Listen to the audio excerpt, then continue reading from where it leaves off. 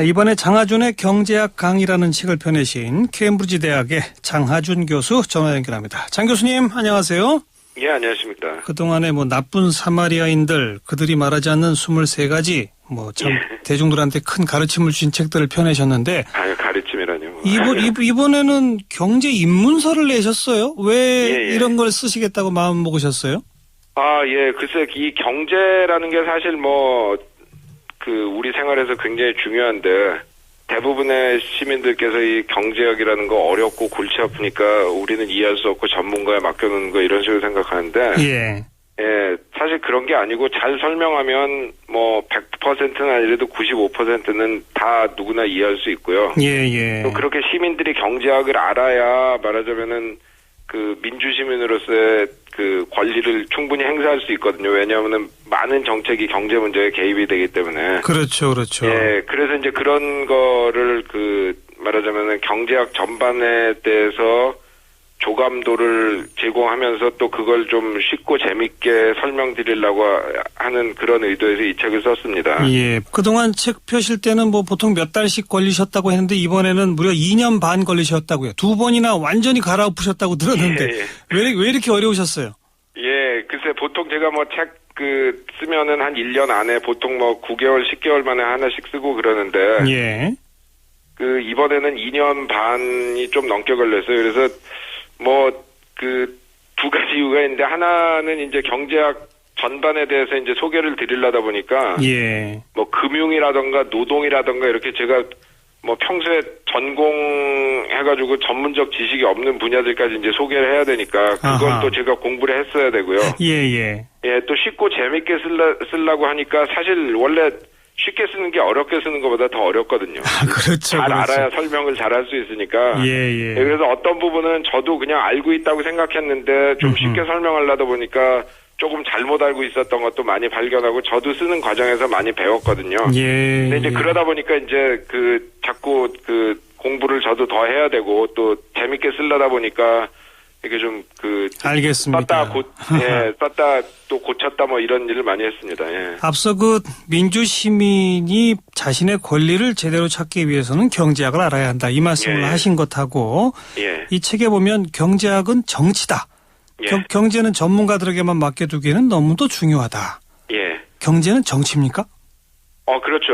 이게 이제 경제학자들이 이 경제학은 과학이다 이제 이런 식으로 말씀들을 많이 하시는데 경제학이 물리학 같은 화학 같은 그런 과학이 될 수가 없는 것이 이 경제학에는 자연과학하고는 달리 여러 가지 도덕적 정치적 가정들이 많이 깔려 있거든요. 그렇죠. 그래서 예를 들어 소득 불평등이 왜 나쁘냐 하면은 과학적으로 이렇게 증명할 수 있는 게 아니라 그렇게 하면 공동체 의식도 흐려지고 이런 불균형된 사회는 좋지 않은 사회가 되고 이런 식으로 이제 얘기를 하는데 그건 사실 물리학이나 화학 증명하는 것처럼 소득 분배가 2 이상 되면 좋고 2 이상 되면 나쁘고 이렇게 증명할 수가 없는 문제들이거든요. 그래서 이제 이런 정치적이나 윤리적 판단이 많이 깔리다 보니까 이 전문가들이 내리는 판단이 꼭 맞는 게 아니에요. 왜냐하면 전문가들도 나름대로 자기들 정치적 어떤 가정이라던가 그러니까 입장이 있기 때문에 그렇죠. 도덕적으로도 다른 자세를 취할 수 있고 그래서 이런 거를 말하자면 전문가들이 이런 얘기를 할 때 이 사람들이 이런 가정을 했기 때문에 이런 식의 결론을 내리는 거나 한 거를 알려면은 경제학을 일반 시민들이 아셔야죠. 그리고 사실 생각해 보면 그냥 어렵고 하니까 전문가들한테 맡겨놓으면 된다 이렇게 하려면 민주주의를 하는 의미가 없죠. 국민들이 그걸 뭔가 이해를 하고 전문가들의 권위에 도전할 수 있고 이래야 민주주의 의미가 있는 거지. 안 그러면 그냥 독재자가 전문가들 외국에서 경제학 박사 딴 사람들 데려다 그냥 시키면 되는 거 아니겠어요? 그렇죠.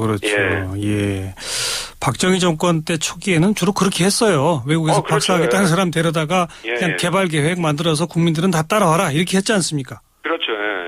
그래서 이제 그것이 안 좋았다고들 다들 하는 거 아닙니까? 그러니까 경제는 한 나라, 한 사회에 무슨 국내 총생산이 얼마고 그중에 1차 산업이 얼마고 2차 산업이 얼마고 노동인구는 어떻게 분포돼 있고 이런 숫자들이 아니라 한 사람 한 사람의 구체적인 삶, 소득, 행복, 불평등, 빈곤 뭐 그렇죠. 직장 이런 게 다 섞여 있는 거 아니겠습니까? 그렇죠. 그러니까 이제 뭐 그 크게 보자면은 그런 식으로 뭐 다 합치고 평균 내고 이런 식으로 볼 수 있지만 이 더 자세히 들어가서 보면 이 대부분의 사람들이 경제 활동을 통해 가지고 뭐 직장을 갖고 소득을 얻잖아요. 그리고 그렇죠. 그걸 갖고 또 소비를 하고 그 과정에서 뭐 그 행복감을 느낄 수도 있고 어떤 경우에는 소비를 하는데 뭐 속은 공허해가지고 불행하게 느낄 수도 있고 또 사회가 얼마나 뭐 그 불평등한가 이런 거에 따라 굉장히 이렇게 그 뭐 자기 소득에 관계없이 우리 사회는 굉장히 이렇게 그 분열된 사회다, 불쾌한 사회다 이런 식으로 느낄 수도 있는 거거든요. 그래서 조금 자세히 들어가면 개인의 삶의 많은 부분이 그 경제 문제하고 연결이 돼 있습니다. 당연한 얘기죠. 예. 이런 주장을 하셨습니다. 경제학을 잘 사용하면 경제도 더 좋게 만들 수 있다. 맞죠? 그럼요. 예. 자, 그럼 경제학을 잘 사용한다는 건 어떻게 하는 거고, 잘 못 사용한다는 건 어떻게 하는 겁니까? 예, 그러니까 이제 제가 보기에는 경제학을 잘 사용한다는 거는 이 경제학이라는 게 그 물리학 같이 그냥 이론이 맞는 이론이 딱 하나만 있는 게 아니라 제가 이제 책에서도 소개를 드렸는데 최소한 9개 학파가 있습니다, 경제학에. 예, 그리고 뭐 소위 자유시장주의를 주장하는 학파만도 그 중에 3개고요. 그러나 다 다른 방법으로 자유시장주의가 좋다고 얘기하는 거거든요. 그래서 이렇게 의견이 굉장히 갈려있는 학문이기 때문에 경제학이라는 학문은 제대로 쓰려면은 어떤 이론들이 있고 이게 다 어떤 그 장단점이 있는가를 알아야 균형 잡힌 그 논쟁을 할 수가 있는 거예요. 그래서 이제 그렇게 잘 모르시기 때문에 그 많은 경우에 논의가 흑백 논리로 흘러가 버리거든요. 그렇죠. 맞냐 틀리냐. 그렇죠. 이런 식으로 해가지고 이거 맞으면 맞는 거고 틀리면 틀리고 그게 아니라 굉장히 고려할 측면도 여러 가지 있고 예를 들어 막 경제 성장이 저는 굉장히 중요하다고 생각하지만 평등이라는 문제도 중요하고 또 공동체 의식이라든가 이런 그 수량화할 수 없는 돈으로 계산할 수 없는 그런 면도 굉장히 중요한데 그런 걸 다 균형 있게 보려면 여러 가지 이론을 알고 그 장단점을 알아가지고 그 필요할 때 맞는 이론을 이제 적용하는 그런 능력이 필요하고요. 이제 경제학을 잘못 사용한다는 거는 말하자면 어떤 특정 이론 뭐 그게 소위 뭐 자유시장주의 이론이 됐건 뭐 마르크스주의 이론이 됐건 어떤 특정 이론이 한 가지만 진리다. 그렇게 믿고 알겠습니다. 그거에 반대하는 사람은 다 틀린 거고 이런 식으로 해서 흑백 논리로 몰아가는 게 잘못 쓰는 겁니다. 그러니까 제 식으로 해석하면 흑백 중에 선택이 아니라 방법론적으로 섞고 절충하고 뭐 이렇게 해야 한다 이 말이군요. 그렇죠. 그래서 제가 이제 책에서 말한 구호 중에 하나가 백화제방, 그러니까 모든 꽃을 다 피게 하고 이종 교배, 서로 다른 학파를 섞어서 뭐 제가 이제 책에서는 뭐 칵테일이라고 표현을 했는데 그런 식으로 해서 그 안목을 더 넓히고 깊게 해야 된다고 주장을 했습니다. 그렇게 백화제방 중에서 이것저것 섞어서 칵테일 만들기가 더 어렵잖아요. 한 가지로 쭉 따라가는 것보다. 그렇죠. 근데 이제 지금까지 뭐 그 한 가지가 맞다고 해가지고 굉장히 그 경제를 망치고 사람들을 괴롭게 한 얘기가 많잖아요. 예를 들어 옛날에 공산주의 시절에는 그 과거 공산주의 국가에서 이 마르크스주의 이론만 맞는 거다 해가지고 거기 반대하면 다 뭐 잡아 가두고 또 이제 자본주의 국가에서는 지난 30여 년 동안이 그 탈규제하고 자유시장에 다 맡겨놓는 게 해결책이다 해가지고 2008년에 엄청난 금융 위기를 가져와가지고 많은 사람을 실업자를 만들고 자기 집을 대출금을 못 갚아가지고 집 뺏기게 해서 괴로움을 주고 그런 식으로 해서 많은 사람을 또 희생을 했단 말이죠. 그래서 그 흑백으로 하는 게 당장 할 때는 시원시원해서 좋은 것 같지만 많은 문제를 일으켜왔습니다. 그러면 박근혜 정부 이제 집권 2년 차가 되고 경제팀 2기 경제팀이 출범해서 이런저런 규제를 풀자. 그래서 특히 또 서비스 산업 활성화하자. 그리고 뭐 기업체들로 하여금 임금 인상이나 배당을 더하도록 해서 가계 소득을 증대시키자. 뭐 여러 가지 정책을 펴내고 있잖아요. 그거 한번 논평을 하시면요. 이게 경제학을 잘 쓰고 있습니까? 우리 박근혜 정부는?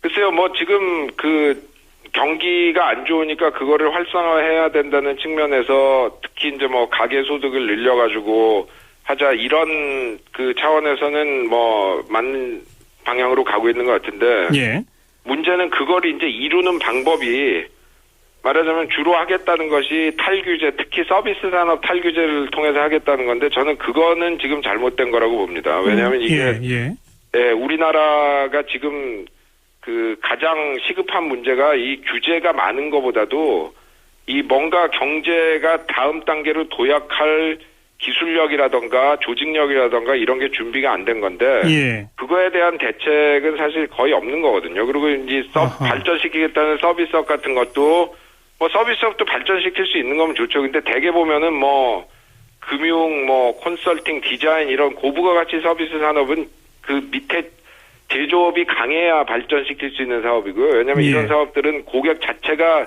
개인이 아니라 제조업체들이기 때문에 기업들이죠. 그럼요. 예. 그리고 지금 뭐 그 좀 장려하겠다고 하는 서비스 산업 그 내용도 보면 예를 들어 뭐 교육 같은 경우는 뭐 외국 학교를 유치한다던가 관광 같은 경우에는 카지노 만들어서 중국 사람들 도박하러 오게 한다던가 그런 식으로 말하자면은 좀 속된 말로 하면은 그 남의 힘 빌려가지고 그 손 안 대고 코풀라는 정책이 너무 많은 것 같아가지고 서비스 산업도 제대로 개발을 시키려면 엄청나게 자금 투자하고 인력 양성하고 외국에서 또 뭐 필요한 건 배우고 이런 식으로 해서 옛날에 말하자면 제조업 산업 그 발전시켰던 것처럼 진짜 말하자면 산업 정책을 갖고 해야 되는데 그냥 뭐 풀어놓으면 대강 되겠지 이런 식의 정책들이 너무 많은 것 같아요.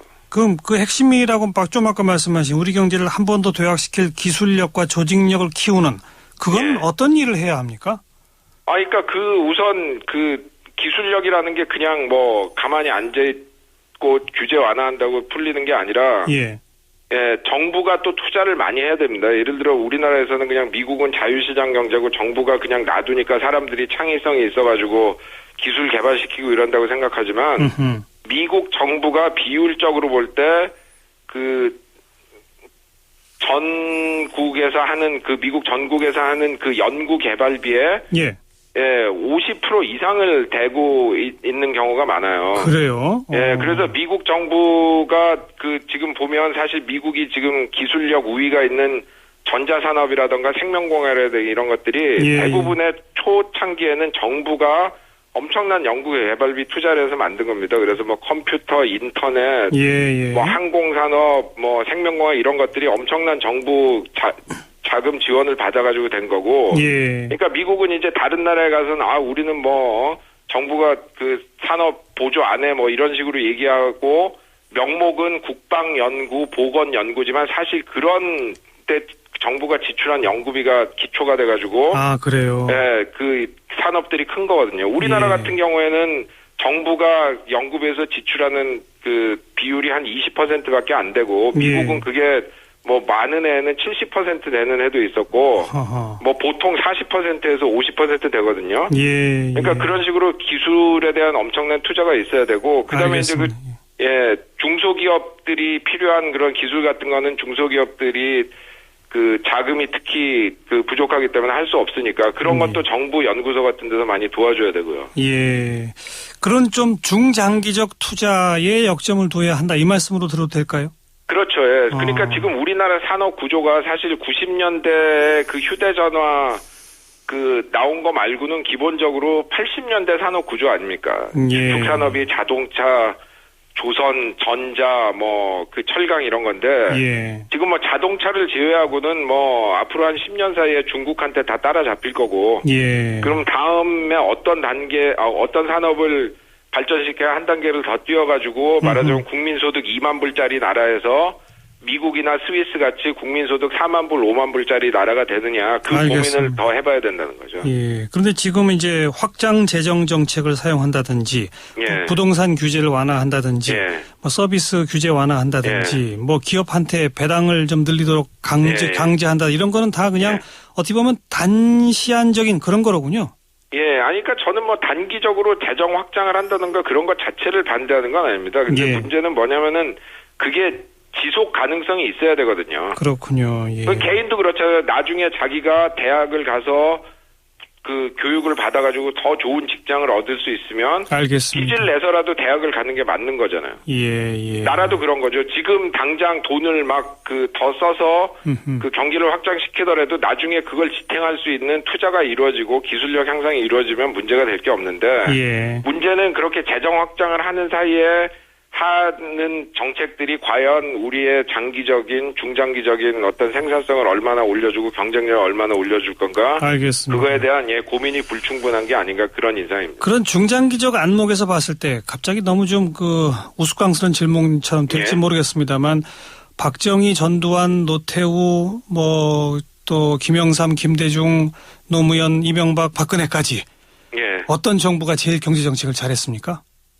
글쎄 그런 중장기적인 성장 전략만 보면 박정희 정부 아니겠습니까? 물론 이제 민주주의를 탄압하고 인권을 탄압하고 그런 큰 과오를 저질렀지만 정말 아무것도 없는 나라에서 우리도 철강 산업 세우고 자동차 산업 세우고 조선 산업 세우겠다고 한 그런 굉장히 20년, 30년을 보고 정책을 한 거거든요. 그럼 전두환 정권 이후에는 그나마 좀 중장기적 관점에서 잘한 정책 없습니까? 글쎄요, 그런 생산성 향상이라던가 그런 측면에서는 그때 60, 70년대 만한 정책이 별로 없었지. 아니 예를 들어 김영삼 정권 때 금융실명제라던가 이런 의미 있는 다른 정책들이 있었지만 그런 장기 기술력 향상이라는 것, 성장 전략이라는 면에 있어서는 그 이후에 옛날만큼 장기적인 안목을 갖고 한 정책들이 상대적으로 없는 거죠. 그럼에도 불구하고 80년 이후에 지금 이제 90, 2010, 2010, 30몇 년 동안 또 우리 경제는 비약적으로 성장했거든요. 그 동력, 동의는 그러면 어디 있다고 봐야 되겠습니까? 그러니까 이제 그게 말하자면 60, 70년대, 80년대 한 초반, 중반까지 만들어 놓은 틀에서 그 속에서 이제 업그레이드를 잘 한 거죠. 근데 이제 문제는 그 다음에 어떤 새로운 산업을 개척한 것이 별로 없고, 주어진 거를 더 잘하게는 됐지만, 지금 예를 들어 태양전지라던가 이런 분야에서는 중국한테도 지금 뒤떨어져 있거든요. 첨단 산업에서도. 그렇죠. 그런 거에 이제 더 신경을 쓸 때라고 생각을 합니다. 그러니까 이제 부동산 경기를 살리는 것 자체가 꼭 나쁜 건 아니지만 알겠습니다. 정부의 정책 관심이 그런 쪽으로 집중돼 버리면 더 중요한 부분에는 관심도 안 가고 자금도 안 간다는 거죠. 다시 책 얘기로 돌아가서 그러면 지금 이와 같이 경제는 여러 방법론들이 있고 그 방법론을 어떻게 잘 섞어서 이 시점에 중요한 것을 우선순위를 어떻게 배치해서 국가적으로 세금을 걷어가지고 어디에 집중해서 투자하고 이런 걸 결정하는 모든 과정이 정치이면서 곧 경제 아니겠습니까? 그렇죠. 그러니까 이 과정을 일반 시민들이 좀 안다고 해서 바로 정책에 영향을 미칠 수는 또 없는 거잖아요. 시민 한 사람 한 사람이.